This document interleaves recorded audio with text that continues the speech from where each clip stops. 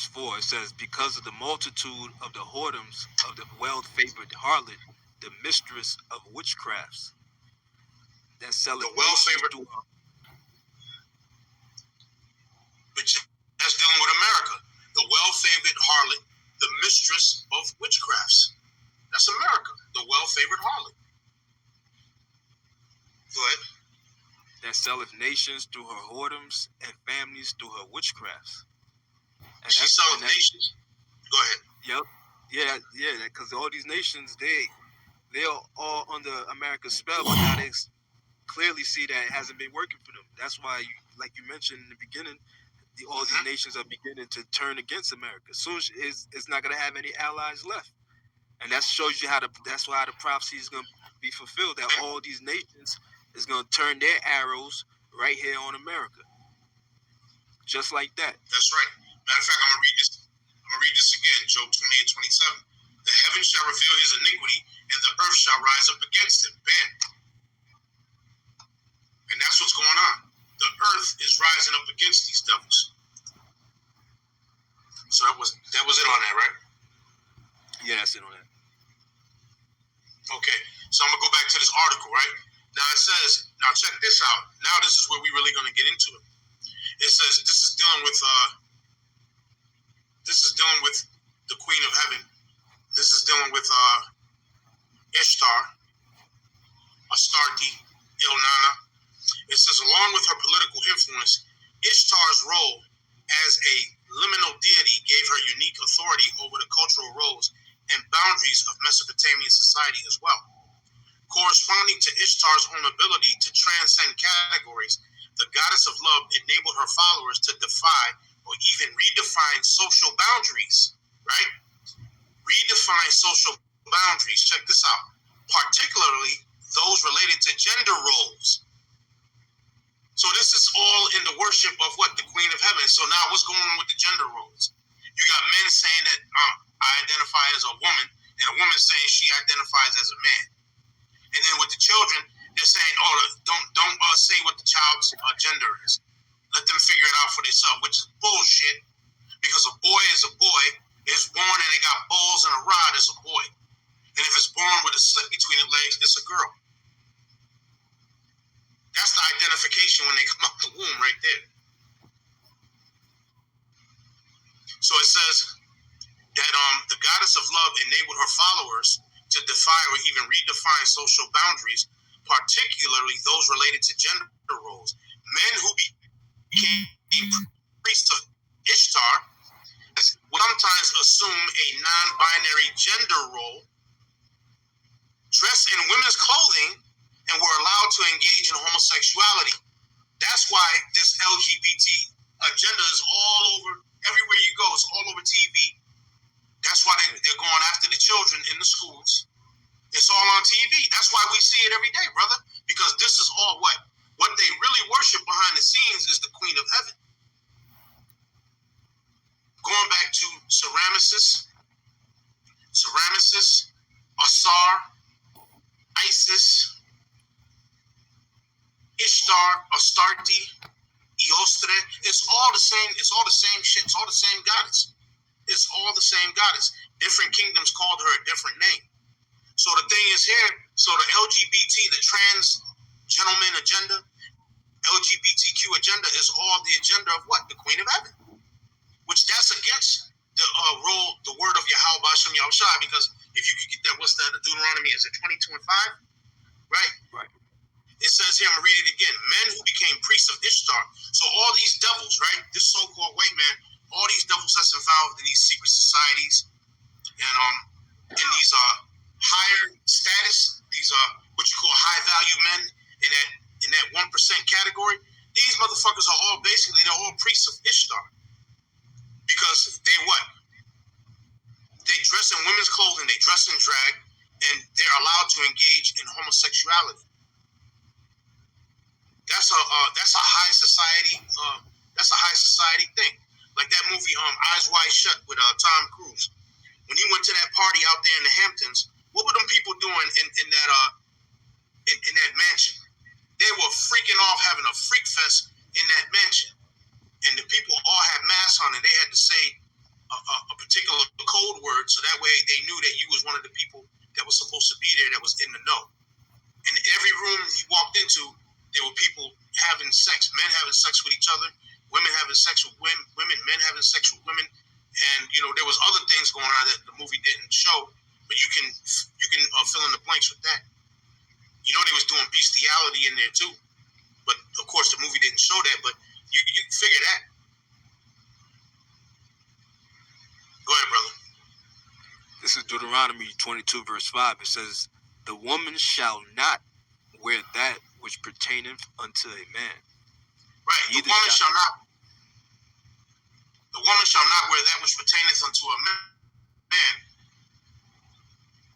Neither shall a man put on a woman's garment. Right. So a woman shall not wear. You started breaking up. Go ahead again. It says, "The woman shall not wear that which pertaineth unto a man, neither shall a man put on a woman's garment. For all that do so are abomination unto the Lord thy God."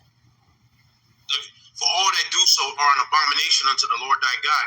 And that's why our people, because by them worshiping the Queen of Heaven, they get all these goodies because they worship the Queen of Heaven, that's really who the God of this world is. You got Esau, the so-called white man, but the agenda he's pushing is the agenda of the Queen of Heaven. That's what they're pushing. The agenda they push is the agenda of the Queen of Heaven. That's what they're pushing. I'm going to read it again. Men who became priests of Ishtar, known as Gala, would sometimes assume non-binary roles, gender roles, dress in women's clothing, and were allowed to engage in homosexuality. Mesopotamian societies even depended on Ishtar for their main source of food. Like we read in the scripture about them saying that they wanted for all things when they stopped worshiping the Queen of Heaven. The Queen of Heaven was known as a main source of food in agriculture. As the goddess of thunderstorms and protector of storehouses, farmers prayed to Ishtar for rain that helped water their crops and implored her for a bountiful harvest. So instead of turning to Yahweh Bashem Yahweh Shai, they turned to what? They turned to Ishtar, or they turned to the Queen of Heaven. So when we see these things like the skull and bones, what these devils really worship is they worship the goddess Ishtar. Or the skull and bones also have a god that they worship called Elogia. And Elogia, she was the goddess that the skull and bones believed. I believe when you go into the history of it, in 322 BC, Elogia supposedly descended in the down in the Greek fashion. So when the skull and bones society started, that's why they deal with that date, 322, or the number 32. 322, that number that they deal with, because it goes back to 322 BC, and it goes back to them worshiping Elogia, which is basically the Queen of Heaven. So the skull and bones, one of their rituals is what do they do? They dress and drag, and the women basically the men have a freak fest with each other.